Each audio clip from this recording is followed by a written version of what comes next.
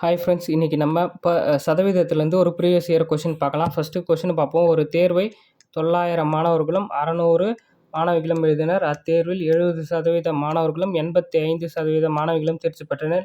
எனில் தேர்ச்சி பெறாத மாணவிகளின் சதவீதம் காண்க. மாணவியும் சேர்த்து கேட்குறாங்க. அதான் ஒரு சிங்கிள் பர்சன்டேஜாக தனித்தனியாக இப்போது மொத்த மாணவர்கள் எவ்வளோ? மொத்த மாணவிகள் சேர்த்து ஒரு 900, இது ஒரு 600, அப்போது 1500 பேர். ஓகேங்களா?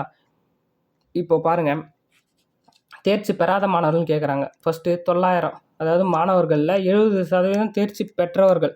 அப்போ எத்தனை சதவீதம் தேர்ச்சி பெறாதவர்கள்? மீதி 30%. ஏன்னா 100 கன்வெர்ட் பண்ணிக்கிறோம். 100%த்தில் 70 பேர் தேர்ச்சி, 30% பேர் தேர்ச்சி பெறல. அப்போ அந்த 30% எவ்வளோன்னு கண்டுபிடிக்கணும். அப்போ 900ல் 30% கண்டுபிடிக்க போகிறோம். 0 0 0 0 9 3 27, 270. கரெக்டாக? அடுத்தது பாருங்கள், மாணவிகளில் எவ்வளோ? மாணவிகள் மொத்தம் 600. 600ல் எத்தனை சதவீதம்? 85% தேர்ச்சி பெற்றன. அப்போ தேர்ச்சி பெறாதவங்க 15%.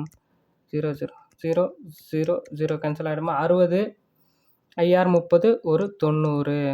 அப்போது மொத்த மாணவிகளில் 270 மாணவர்கள், ஒரு 270, மாணவிகள் ஒரு 90. 0 7 2 14 15 16 16 டிவைட் பை 16 1 3, அப்போது 360 பேர். அப்போது மொத்தம் எவ்வளோ மாணவர்கள்? 1500. அப்போது 1500ல் 360 எத்தனை சதவீதம்? சதவீதம்னா இன்ட்டு 100 பண்ணணும். ஓகேங்களா? இப்போது ஒரு 0 ஒரு 0 கேன்சல் ஆகிடுமா? ஒரு 0 ஒரு 0. அடுத்து என்ன பண்ணலாம்?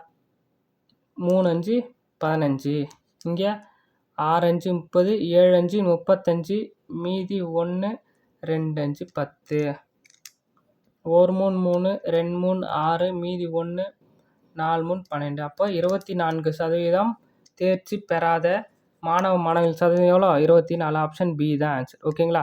கண்டிப்பாக சதவீதத்துலேருந்து ஒரு கொஷின் 2 கொஷின் எல்லா எக்ஸாம்ஸ்லேயும் கேட்டுகிட்டே இருப்பாங்க. சதவீதம் நிறைய ப்ராக்டிஸ் பண்ணுங்க. லாப நஷ்டத்துலேயும் சதவீதம் நிறைய கொஞ்சம் இன்வால்வ் ஆகும். எத்தனை சதவீதம் லாபம் பெற்றிருக்காரு, எத்தனை சதவீதம் நஷ்டம் பெற்றிருக்காரு, அந்த மாதிரி வரும். இல்லை ரூபாயாகவும் கேட்பாங்க. Okay, thank you. உங்களுக்கு எதனா டவுட்னா கமெண்ட் பண்ணுங்கள், நான் உங்களுக்கு கண்டிப்பாக ரிப்ளை பண்ணுறேன்.